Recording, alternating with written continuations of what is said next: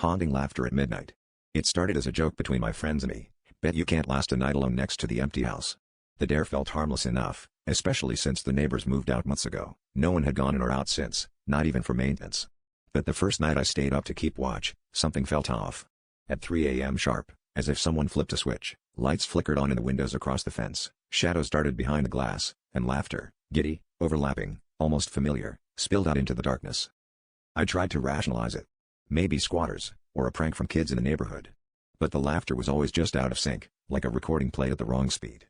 I started recording with my phone for proof, but every time, the audio turned to static at exactly 3:17 a.m. the moment the laughter stopped. That's when I'd hear footsteps outside my door, the unmistakable scrape of someone standing just beyond the threshold, and then a long, shuddering sob. It sounded so close, I could almost feel breath on the crack under the door. Curiosity trumped fear. I stayed up night after night, determined to catch whoever was behind it.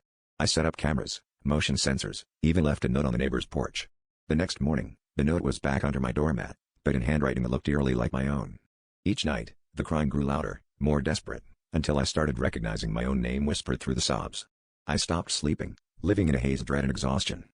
Last night, desperate for answers, I flung open my front door at 3:18 a.m. There was no one on the porch, but the sobbing was deafening. I looked back at the house across the street, and in the window, I saw my own silhouette behind the glass, laughing until it turned to a scream. My phone buzzed in my pocket, a new video had appeared in my gallery, time-stamped 3:17 a.m. It showed me walking out my front door, but I never remembered leaving. Now, every night, I see more lights and more windows, and the laughter is joined by cries that sound more and more like my own.